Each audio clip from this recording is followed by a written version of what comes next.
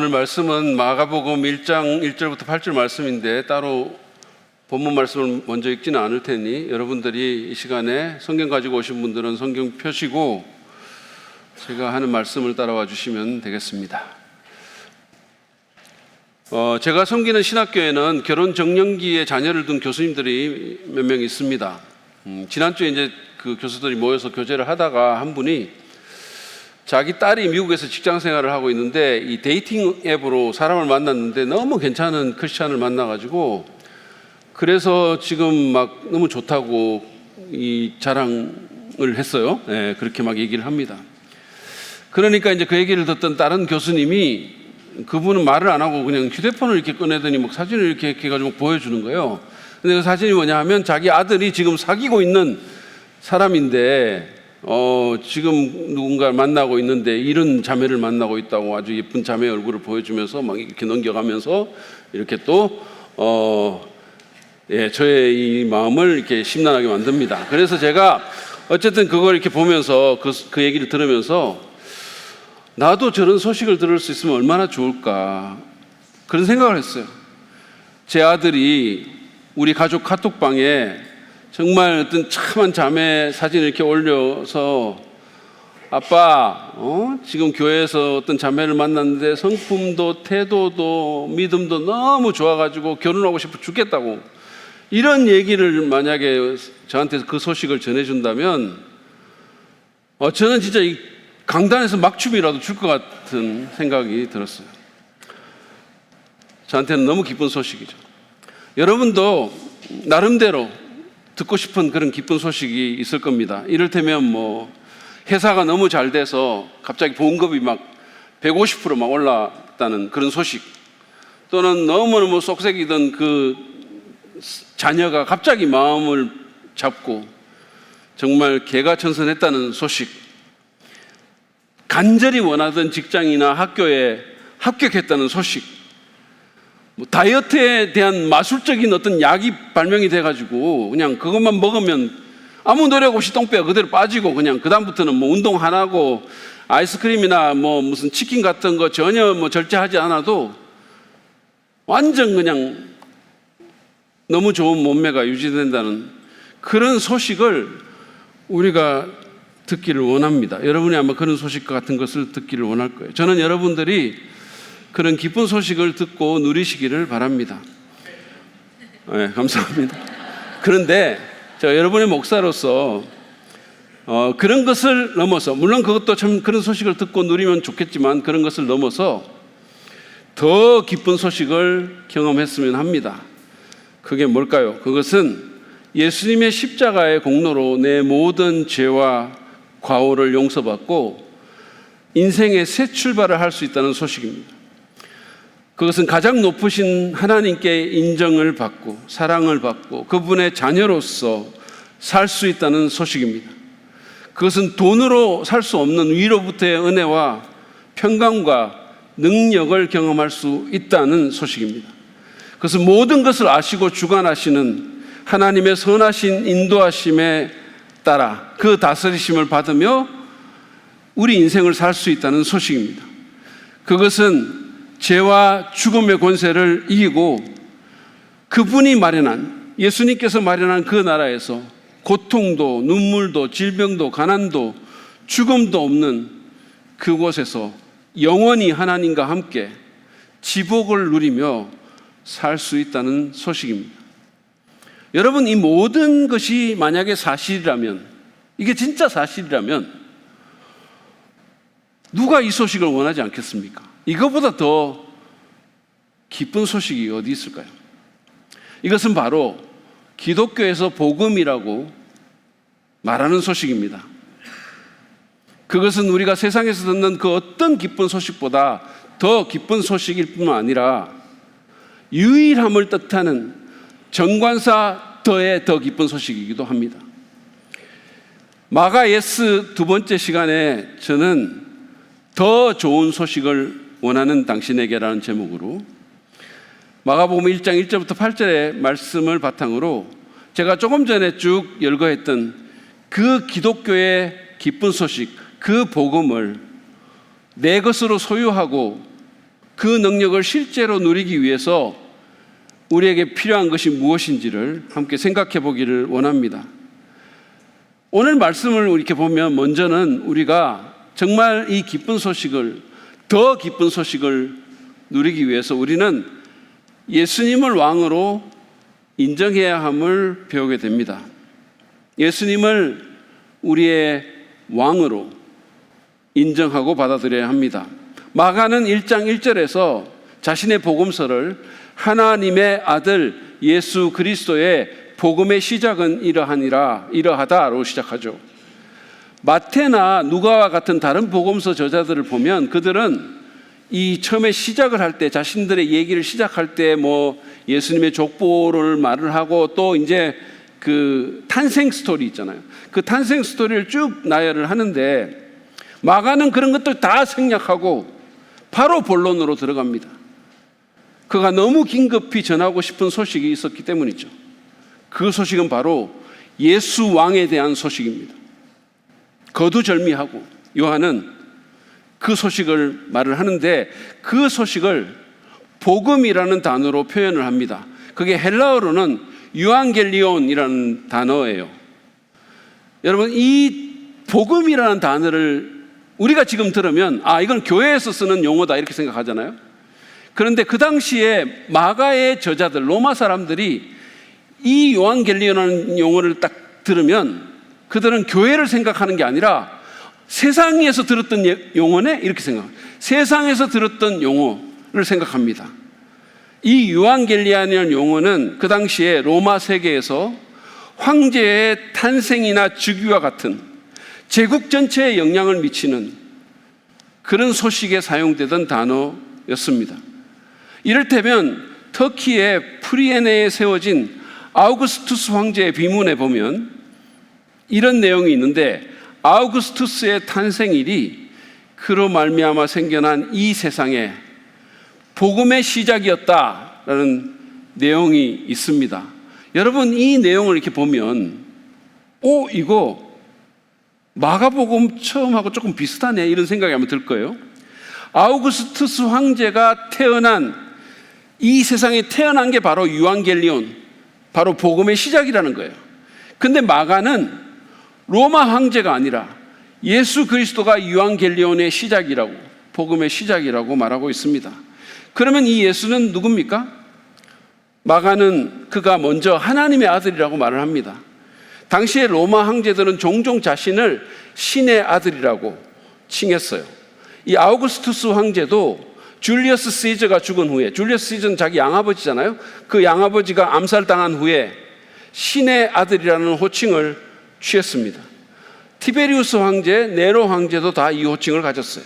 그런데 마가는 그들이 아니라 예수가 진짜 신의 아들이라고, 하나님의 아들이라고 말을 합니다.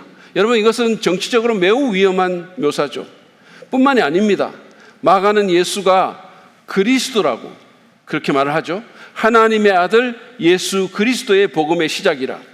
제가 전에도 말씀드린 것처럼 이 그리스도라는 말은 예수님의 이름이나 성이 아닙니다. 제게 이라는 성이 있고 제기라는 이름이 있듯이 그런 의미에서 예수 그리스도가 아니라는 말씀이에요.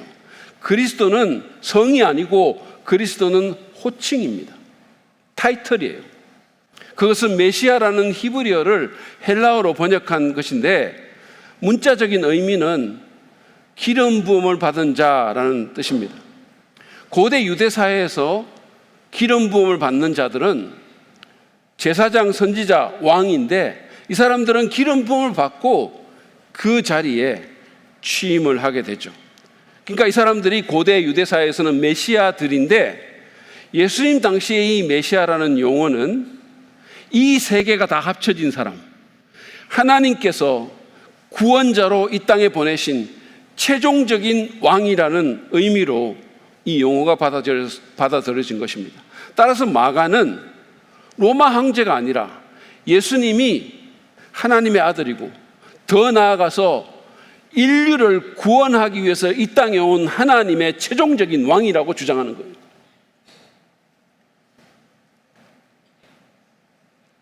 그리고 그것이, 그분에 대한 그것이 바로 유앙겔리온이라고, 진짜 기쁜 소식이라고 말하는 겁니다. 아브라함 크루빌라 박사는 마가가 예수님을 이렇게 소개하는 것은 로마의 문화를 뿌리서부터, 원칙부터 파괴하는 것일 뿐만 아니라 거의 전쟁 선포에 가깝다라고 말을 했습니다. 정치적으로 매우 위험한 묘사라는 거예요. 여러분, 이것이 로마 제국이 기독교를 그토록 잔인하게 핍박했던 이유입니다. 사실 로마 제국은 다신교 사회였기 때문에 또 하나의 종교가 더해지고 또 하나의 신이 더해지는 거 아무런 문제가 없었어요. 그들의 세계관에 의하면 아무 문제가 없는 일이었어요. 로마에 가면은요, 모든 신을 모아놓은 만신전까지 있었습니다. 지금도 여러분 로마 가시면 그 만신전이라는 거대한 빌딩이 있어요. 모든 신이 거기 다 있다는 그 만신전이라는 빌딩이 지금도 로마 가면 여러분 볼 수 있어요. 그 앞에 본젤라또 파는 가게도 있어요. 로마가 기독교를 핍박한 것은 종교적인 이유가 아니라 정치적인 이유였습니다. 가이사가 아니라 예수를 왕이라고 하기 때문에, 그분이 진짜 왕이고 그분이 진짜 신의 아들이고 그분이 세상의 소망이라고, 그분이 세상을 바꿀 분이라고 말하기 때문입니다. 그분이 진짜 복음이라고 말하고 사람들이 그분에게 충성하기 때문이에요. 마가는 예수의 왕 되심을 증명하기 위해서 처음에 그렇게 시작하면서 2절부터는 그분의 전령 또는 그분의 포고자 얘기를 꺼냅니다. 왜냐하면 로마의 황제에게는 포고자가 있었기 때문이에요. 황제가 이렇게 가기 전에 먼저 가서 황제가 오신다라고 선포를 하고 그 청중들을 준비시키고 때로는 황제의 메시지를 대신 전하기도 했기 때문입니다. 그런 사람들이 있었어요. 지금도 이런 전통이 남아 있어서 미국 대통령이 국회 미 의회에 오면 한 포고자가 오기 전에 먼저 나옵니다. 그래서 이렇게 서서 입구에 딱 서가지고 Ladies and gentlemen, the President of the United States of America 라고 소리를 치는 거예요. 제가 좀 멋있습니까? 신사숙녀 여러분, 미 합중국의 대통령이십니다. 그러면 막 그때까지 막 시끄럽고 막 의원들이 서로 막 얘기하고 이렇게 하던 그 장내가 일제히 잠잠해지고 사람들이 일어나서 모두 그쪽을 바라봅니다. 그분을 맞을 준비가 된 거죠. 마가는 예수님에게도 이런 포고자가 있었는데 예수님이 얼마나 대단한 왕인지 예수님 자신뿐만 아니라 그 포고자에 대한 예언까지 이미 수백 년 전에 예언자의 글에 실려 있다고 말을 하면서 2절 3절에서 이렇게 말을 합니다. 보시죠. 예언자 이사야의 글에 기록하기를 보아라, 내가 내 심부름꾼을 너보다 앞서 보낸다. 그가 내 길을 닦을 것이다. 광야에서 외치는 이의 소리가 있다. 너희는 주님의 길을 예비하고 그의 길을 곧게 하리라 한 것과 같이. 여기서 이 포고자는 하나님의 심부름꾼으로서 예수님보다 먼저 보내심을 받고 그분의 길을 예비합니다. 그리고 유다의 광야라고 얘기했죠. 광야에서 이분에 대해서 외칠 것입니다. 왕이 오신다고, 참 하나님의 아들이 와서 사람들을 그 죄 가운데서 구원하고 사랑과 공의로 다스릴 것이라고, 이 세상을 새롭게 하실 것이라고, 선한 목자처럼 돌보고 인도하실 것이라고 그렇게 외치는 겁니다. 우리는 이 포고자가 바로 침례자 요한이라는 사실을 압니다. 수백 년 전에 구약의 그 예언처럼 그는 왕이신 예수님보다 먼저 와서 유대의 광야에서 그분의 길을 예언했습니다. 예비했습니다. 예수님은 그만큼 위대하고 놀라운 왕이라는 거예요. 본인에 대한 예언만 있는 게 아니라 그 포고자에 대한 예언까지 기록된 위대한 왕이라는 겁니다. 여러분, 우리가 진짜 이 좋은 소식을, 이 복음을 내 것으로 듣고 경험하기 위해서는 예수 그리스도를 하나님께서 보내신 우리의 최종적인 왕으로 인정해야 합니다. 돈이나 성공이 왕이 아니라, 권력이나 이념이 아니라, 어떤 유력한 사람이 아니라 그분이 왕이십니다. 여러분, 여러분의 실질적인 왕은 누굽니까? 여러분의 인생을 드라이브하고 여러분의 선택과 반응과 마음의 감정을 주장하는 존재는 무엇입니까? 아니면 누굽니까? 무엇이 또는 누구가 여러분을 설레게 하고 여러분을 기쁘게 하고 여러분을 흔듭니까? 여러분은 무엇을 또는 누구를 위해 사십니까? 그게 여러분의 왕입니다. 지금도 그런지 모르겠지만 제가 예전에 중국 갔을 때 그 중국의 아이들을 소황제라고 부른다고 하는 얘기를 들은 적이 있어요. 왜냐하면 중국의 인구 감소 정책으로 각 가정에 하나만 아이를 낳을 수 있게 했기 때문에 집안에 아이가 하나밖에 없는 거예요. 그러니까 그 아이가 얼마나 귀하겠어요. 그러니까 그 자녀가 너무 귀해서 황제처럼 모시고 그 애는 진짜 황제처럼 구는 거예요. 소황제라고.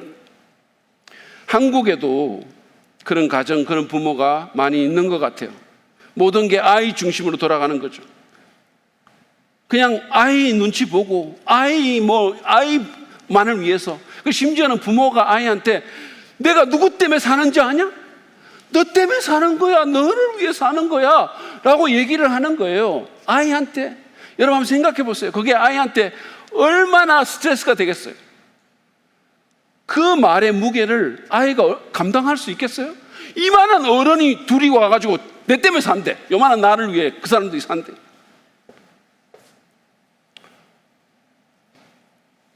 네가 왕이다 이런 뜻입니다.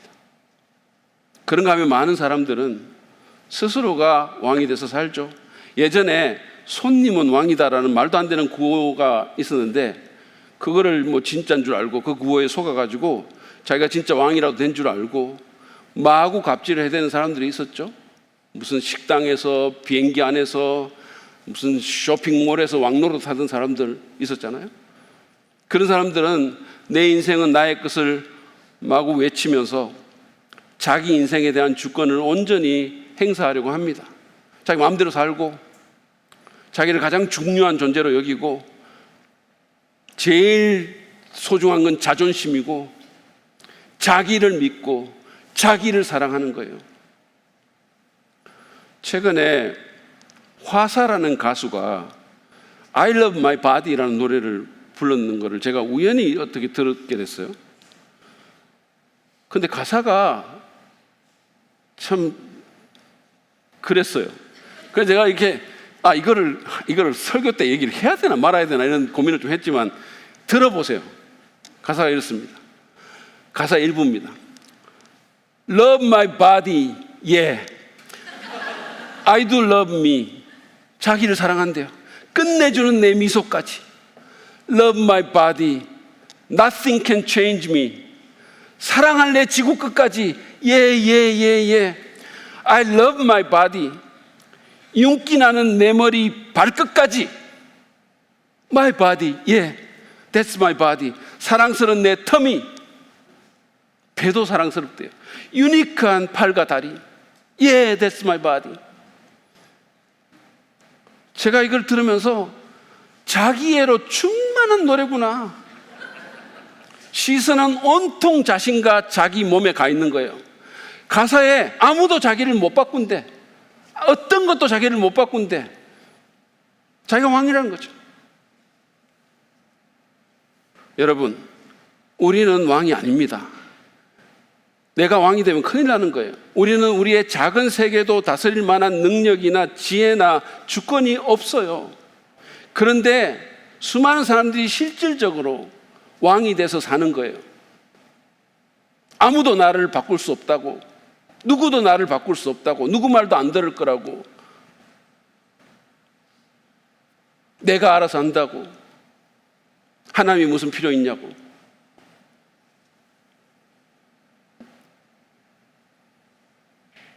나 자신뿐만 아니라 다른 것들도 왕 삼아서는 안 됩니다. 그것들도 왕의 자격이 없는 것은 마찬가지예요. 여러분 기억하세요.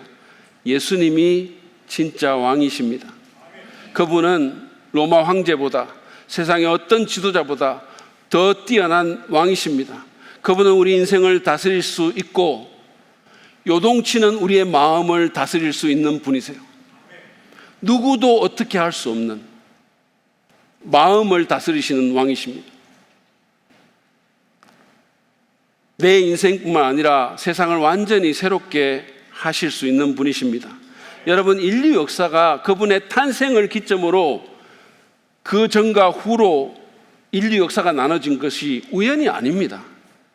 로마 황제는 역사의 뒤안길로 사라졌어도 그분은 지금도 세계 전역에서 20억이 넘는 사람들에게 왕으로 경배받고 있는 거예요. 지금도 여러 곳에서 사람들이 예수 우리 왕이여 외치고 경배하고 그분한테 사랑한다고 말하고 여전히 그분은 영향을 주고 있는 겁니다. 누군가에게, 수많은 사람들에게.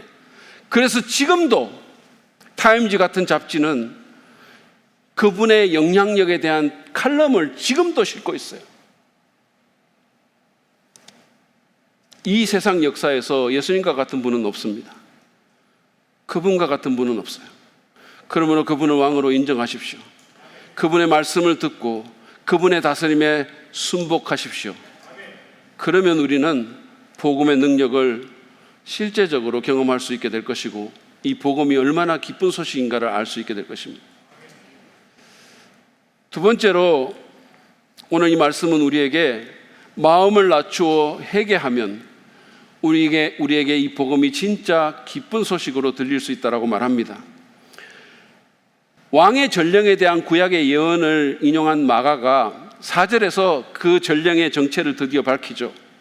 역사의 무대에 등장하기 수백 년 전에 예언자가 예언했던 그 사람은 바로 침례자 요한, 우리가 흔히 세례 요한이라고 말하는 그 사람입니다. 마가는 그의 사역에 대해서 4절에서 이렇게 소개합니다. 보시죠. 침례자 요한이 광야에 나타나서 죄를 용서받게 하는 회개의 침례를 선포하였다. 이 사람이 광야에서 죄의 용서를 위한 회개의 침례를 선포했다라고 말합니다. 세 번역은 죄를 용서받게 하는 회개의 침례라고 번역했는데 이것은 오해의 소지가 많은 유감스러운 번역입니다. 정확한 번역이 아니에요. 원어를 보시면, 원어 성경을 보면 죄의 용서를 위한 회개의 침례라고 되어 있어요. 왜 이렇게 번역했는지 모르겠어요. 마치 새 번역 성경을 보면 회개의 침례가 죄를 용서받게 해주는 것 같은 느낌이 드는데 그게 아니고 이것은 죄의 용서를 위한 회개의 침례입니다. 여러분 중에는 아니 왜 세례가 아니라 침례라고 읽지 이렇게 생각하는 분이 있는데 그것은 우리 교회가 침례교회라서 그런 것만이 아니라 원어인, 성경 원어인 밥티스마라는 단어가 물에 담근다 또는 잠기게 한다라는 의미의 밥티조라는 동사에서 나온 말이기 때문이에요. 실제로 요한은 사람들을 요단강 물속에 잠기게 했습니다. 그리고 이 세상의 수많은 나라들에서 다 제가 알기로는 우리나라하고 중국만 빼고 다 침례라고 쓰거나 잠길 침자를 써서 아니면 그냥 원어를 그대로 사용해요. 근데 어쨌든 여러분 요한이 베푼 이 침례는 오늘날 우리 그리스도인이 받는 침례와는 의미가 다릅니다. 우리가 받는 그 침례는 우리의 옛자가 예수님과 함께 죽고 우리가 부활하신 그리스도와 함께 다시 살아났다는 우리의 신앙을 사람들 앞에 공포하는 의미로 침례를 받습니다. 그런데 요한이 베풀었던 침례는 그게 아니고 회개의 결단을 나타내는 의미로 행하는 겁니다. 내가 죄에서 돌이키겠다고, 죄를 인정하고 죄에서 돌이키겠다는 그 마음을 침례라는 의식을 통해 표현한 것이죠. 그런데 요한이 이 일을 한 것은 이사야의 예언처럼 예수 왕의 오심에 앞서서 그분의 길을 예비하는 데 그 목적이 있었어요. 여러분 아까 제가 얘기를 했잖아요. 미국에서 대통령의 포고자가 먼저 와서 막 외칠 때 사람들이 잠잠해졌다 그러잖아요. 마찬가지로 사람들이 예수 왕이 오기 전에 그 마음이 정리될 필요가 있는 거죠. 그래서 사람들이 죄를 인정하고 죄에서 돌이켜야 왕이신 그분이 올 수 있고 그분을 제대로 만날 수 있다는 얘기입니다. 5절은 하나님의 놀라운 역사가 요한을 통해서 일어났음을 말해주고 있어요. 5절 말씀도 보시죠. 그래서 온 유대 지방 사람들과 온 예루살렘 주민들이 그에게로 나아가서 자기들의 죄를 고백하며 요단강에서 그에게 침례를 받았다. 마가는 온 유대와 온 예루살렘 사람들이 요한에게 가서 자기 죄를 고백하고 침례를 받았다고 합니다. 엄청난 사람들이 거기 몰려갔다는 거죠. 여러분, 정말 상상하기 힘든 대단한 영적 부흥의 역사가 지금 일어난 겁니다. 여러분은 여전히 조금도 놀라지 않고 있지만 이거는 정말로 있을 수 없는 일이 일어난 거예요. 여러분, 유대인들이 회개를 하려면 어디에 가야 되죠? 누구를 만나야 되죠? 유대인들이 이런 문제를 해결하려면 예루살렘에 있는 성전에 가서 거기에 있는 제사장을 만나야 되죠. 그런데 그들은 성전이 아니라 황량한 강야로 대거 몰려와서 이 요한이라는 사람의 설교를 듣고 요단강으로까지 따라가서 그 사람에게 침례를 받은 겁니다. 당시 유대인들은요, 침례라는 것을 안 받았어요. 그거는 이방인들이 유대교로 회심하는 과정 가운데 받는 그런 거였었어요. 그 당시에 이방인들은, 유대교는 사실은 민족 종교이기 때문에 유대인만 믿는데 이방인이 유대교로 회심하는 사람들이 가끔씩 있었습니다. 성경에 나오는 고넬료 같은 사람, 에디오피아 내시 같은 사람, 그런 사람들이 유대교로 회심을 하려면 물에 완전히 들어갔다 나왔어요. 그러니까 이방인들이 받는 거죠. 따라서 유대인들이 요한에게 침례를 받았다는 것은 자신을 이방인처럼 낮췄다는 거예요. 대단한 일이라는 겁니다. 여러분, 유대인이 어떤 사람들입니까? 이방인을 개처럼 여긴 사람이에요. 유대인 남자들은 아침마다 일어나서 자기가 이방인으로 태어나지 않고 여자로 태어나지 않은 것을 감사했어요. 오늘날 대한민국의 많은 여자분들은 자기가 남자로 안 태어난 것을 너무너무 하나님께 감사할 텐데 그 사람들은 그렇게 안 했어요. 어쨌든 그런 그들이 이방인처럼 침례를 받은 겁니다. 그것은 유대인들이 자신을 얼마나 낮추었는지를 너무 잘 보여주는 사건이 아닐 수 없습니다. 근데 그게 다가 아니죠. 그들은 자신의 죄를 공개적으로 고백합니다. 그것도 많은 사람들 앞에서, 제사장도 아니고 아무것도 아닌 요한이라는 듣보잡에게 자신의 죄를 고백했어요. 여러분은 누군가에게 내 죄를 고백한 적이 있습니까? 솔직하게 내가 이런 짓을 했다고, 정말 미안하다고, 다시는 안 그러겠다고, 그렇게 하신 적이 있으세요? 이게 얼마나 자존심 상하는 일인지 아십니까? 모르시는군요. 저는 알아요. 해봤기 때문에. 저희 아이들이 어릴 때 제가 과하게 이렇게 막 좀 화를 낼 수 있잖아요. 과하게 화를 내거나 아니면 뭔가 이렇게 그 과정에서 제가 잘못하면 제 아내가 아이한테 사과하라고 막 저를 떠밀었어요. 아이 방으로 막 밀어 넣었어요. 자기는 안 하면서. 근데 그게 얼마나 힘들었는지 몰라요. 정말로 너무 하기가 싫었어요.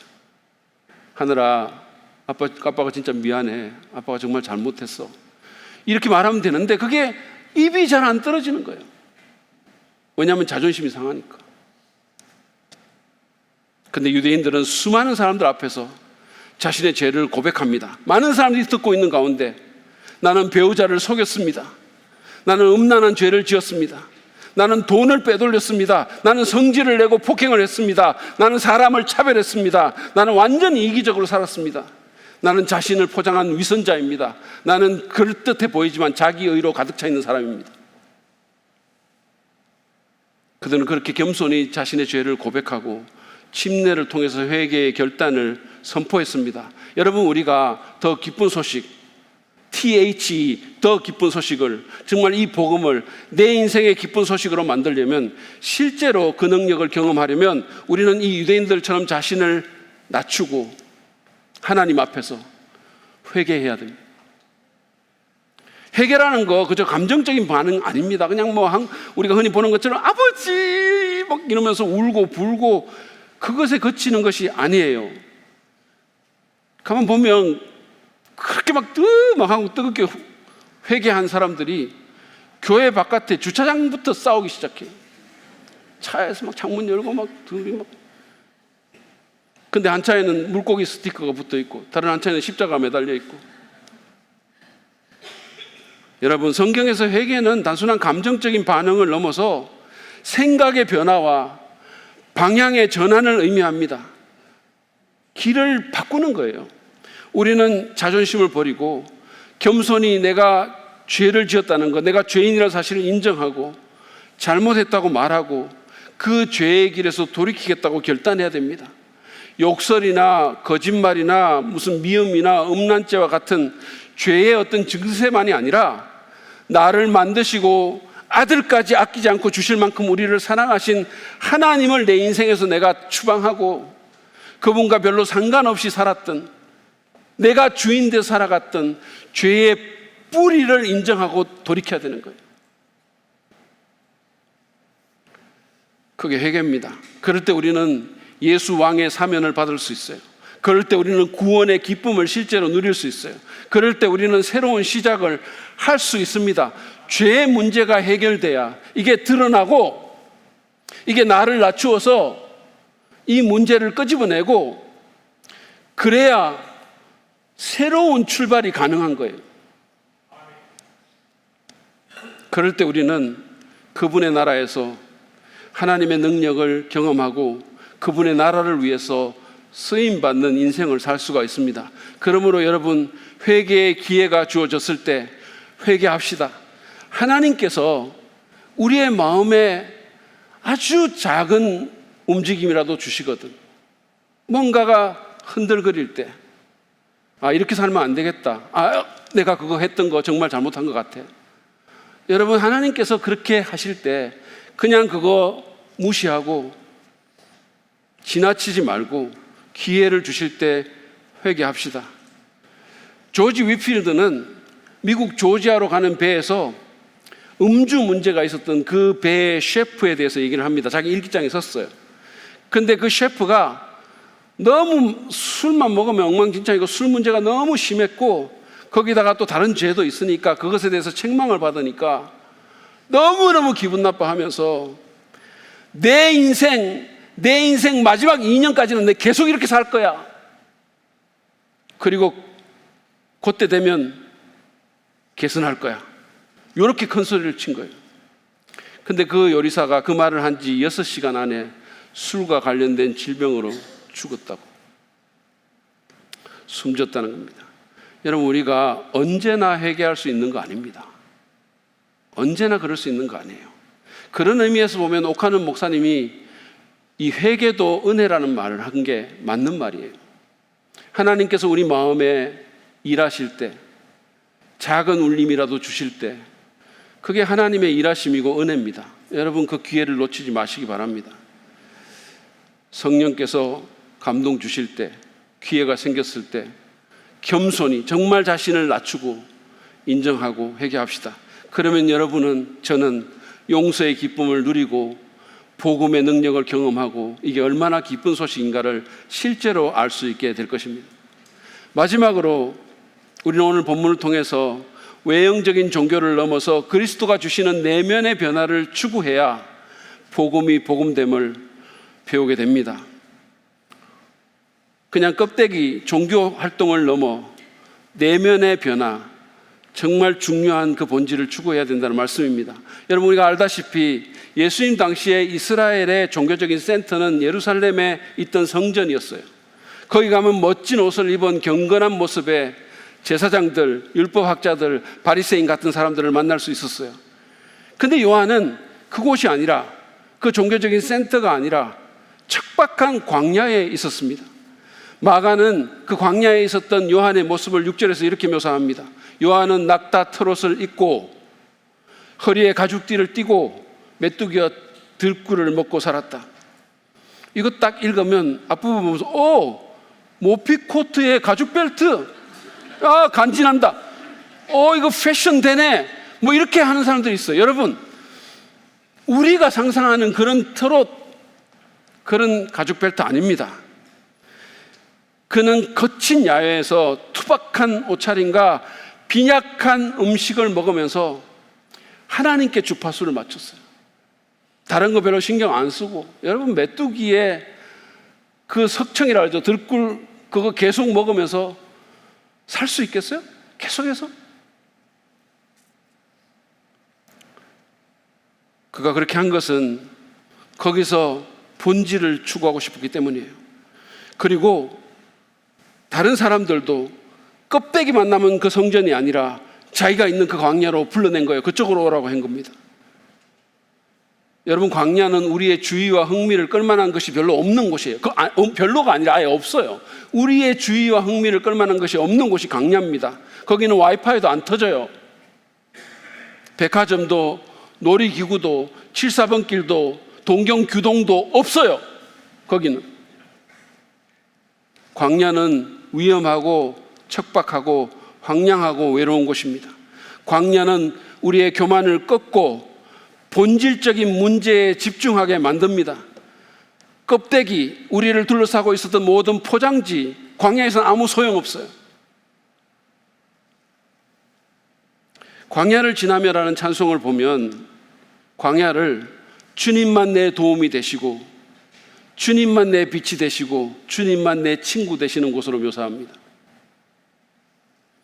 이 찬송은 또한 광야를 주님 손 놓고는 단 하루도 살 수 없는 곳이라고 하기도 합니다. 여기서는 교회도 마찬가지지만 우리가 얼마든지 껍데기로 치장하고 그냥 주변적인 것에 시선을 돌리고 그걸로 그냥 됐다라고 생각하기가 너무 쉽죠. 그러나 광야는 그렇지 않습니다.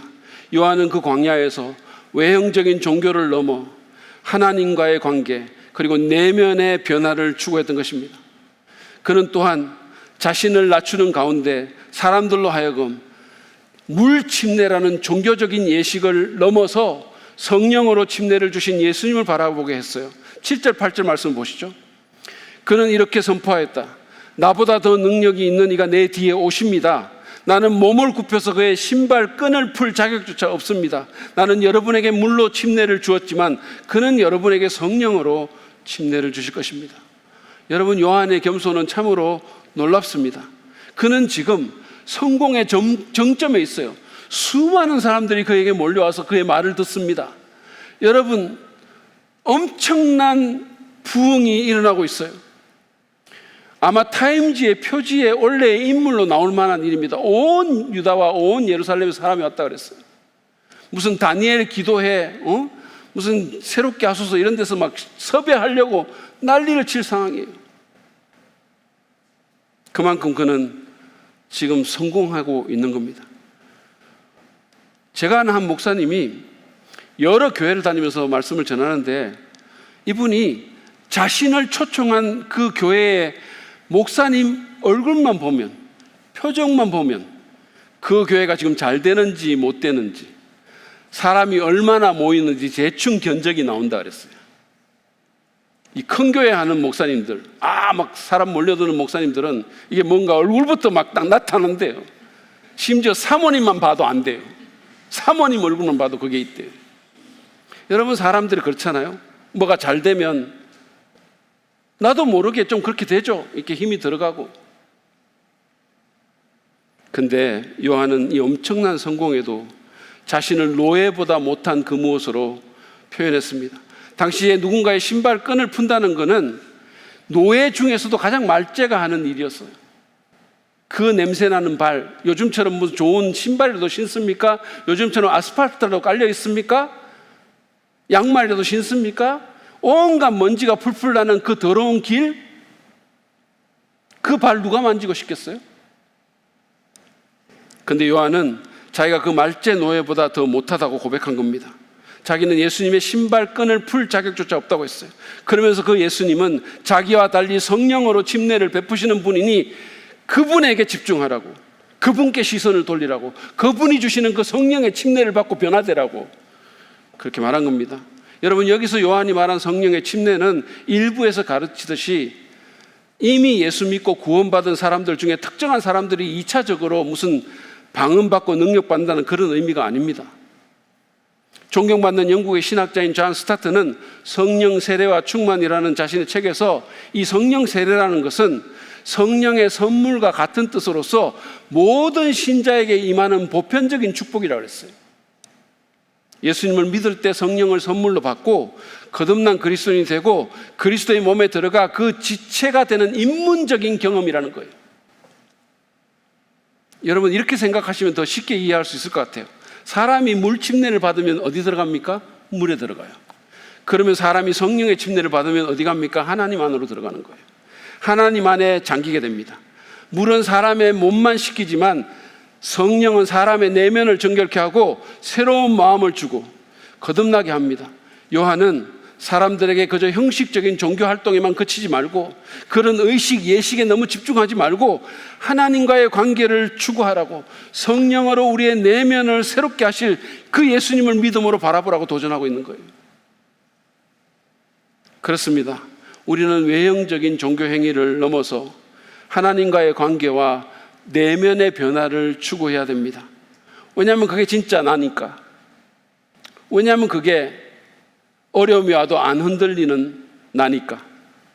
그럴 때 여러분, 복음의 능력을 경험하고 복음이 얼마나 기쁜 소식인가를 깨달을 수가 있는 겁니다. 예수님 당시에 성전에 나갔던 수많은 유대교 신자들처럼 오늘날 많은 교인들이 그저 외형적이고 형식적인 종교 행위에 그치는 것은 너무도 안타까운 일입니다. 그냥 형식만 거치는 거예요. 그냥 순서만 거치는 거예요. 한 대형교회 목사님은 오늘날 물 세례는 받았지만 성령님이 주시는 세례는 못 받은 교인들이 너무 많다라고 안타까워했어요. 다시 말해서 세례나 침례라는 종교적인 예식을 통해 교회에는 속했지만 하나님께는 속하지 못했다는 겁니다. 빠르게 성장하는 한 침례교회 목사님은 자기가 4년 반 정도를 목회를 했는데 300명이나 모였다고, 4년 반 만에. 그런데 그분이 하는 말이 그 중에 60% 정도는 60%가 65% 정도는 구원받지 않은, 성령이 없는 사람 같다고 얘기했어요. 여러분, 교회 안에 있다고 다 그리스도인이 아닙니다. 교회 나오는 건 너무 좋은 일이고 잘하신 건데 교회에 나온다고 자동적으로 구원받고 거듭나게 되지 않습니다. 여러분 기억하십시오. 종교는 우리를 구원하지 못합니다. 기독교라는 종교도 마찬가지. 종교가 우리를 구원하는 게 아니고 그리스도가 우리를 구원하십니다. 오직 예수님만이 성령으로 우리를 변화시킵니다. 여러분, 예수님 당시에 바리새인들은 그 누구보다 종교적이었죠. 누구보다 열심히 성전에 나가고 누구보다 성경 많이 알았지만 오히려 예수님 반대했고 구원받지 못했어요. 그 사람들은. 제가 이런 말을 하면 또 성전에 나가고 성경 아는 거 아무 소용없구나. 다음 주일에는 교회를 떠나 저 새만금 벌판에 가야 되겠다. 뭐 이렇게 또 생각하는 사람이 있어요. 여러분, 그런 뜻이 아니라는 거 너무 잘 아실 겁니다. 저희 교회 모토가요, 덜 종교적인 더 예수 닮은이잖아요. 방점이 더 예수 닮은 뒤에 있는 건데 어떤 사람들은 앞부분에 그 덜 종교적인 데 꽂혀가지고 예수 닮는 것에는 신경도 안 쓰고 계속 덜 종교적이 되려고만 하는 거예요. 그래서 그나마 나오던 예배도 더 담대하게 빠지고 그나마 읽던 성경도 덮어버리는 거죠. 아니, 더 예수님 안 닮으려면 차라리 더 종교적이나 되시던가요? 여러분, 제 포인트는 이겁니다. 형식적인 종교 행위가 아니라 본질을 쫓으라는 거예요. 본질. 하나님과의 인격적인 관계를 추구하고 그분께서 성령을 통해 우리의 내면을 새롭게 하시는 일에 집중하라는 말씀입니다. 그럴 때 복음이 복음되는 거죠. 그럴 때 우리는 거듭난 하나님 자녀로서 복음의 기쁜 소식을 실제로 경험하고 그 능력을 누리는 축복을 경험하게 될 것입니다. 오늘 우리는 예수 그리스도의 복음을 내 것으로 소유하고 그 능력을 누리기 위해서 우리 자신을 낮추어 회개하고 예수님을 왕으로 인정하며 종교를 넘어 그리스도께서 주시는 내면의 변화를 추구해야 함을 배웠습니다. 우리 가운데 혹시 아직 복음을 정말 자신의 기쁜 소식으로 받아들이지 못한 분이 계십니까? 교회는 나왔지만 아직은 복음과 별 상관없이 그냥 남의 이야기 같이 그런 분이 혹시 계시나요? 여러분 꼭 기억하세요. 종교는 우리를 구원하지 못합니다. 세상의 돈도 정치도 성공도 여러분 구원하지 못해요. 오직 그리스도가 우리를 구원하고 변화시킬 수 있습니다. 그러므로 자신의 죄를 겸손히 인정하고 방음막 다 치우고 인정하고 하나님 앞에서 그리고 그리스도를 자신의 왕으로 주님으로 믿고 받아들이시기를 바랍니다. 그럴 때 성령께서 여러분의 마음을 새롭게 하시고 거듭난 그리스도인으로서 제사함과 구원의 기쁨 가운데 하나님의 자녀로 주님의 다스림과 보호하심 가운데 살아갈 수 있도록 인도하실 것입니다. 그런 축복이 있기를 간절히 바랍니다. 이미 믿고 있는 분들은 종교적인 형식주의나 또는 자기의나 다른 죄의 길에서 돌이켜서 예수 그리스도의 왕 되심을 실제 삶에서 인정하며 살겠다고 결단하십시오. 하나님과의 관계와 내면의 변화에 더욱 초점을 맞추는 가운데 날마다 성령 충만함을 추구하는, 그래서 복음의 능력을 삶에서 실제적으로 경험하고 하나님께 더 가까이 나아가고 복음이 진짜 좋은 거네 라고 말할 수 있는 우리 모두가 되기를 바랍니다.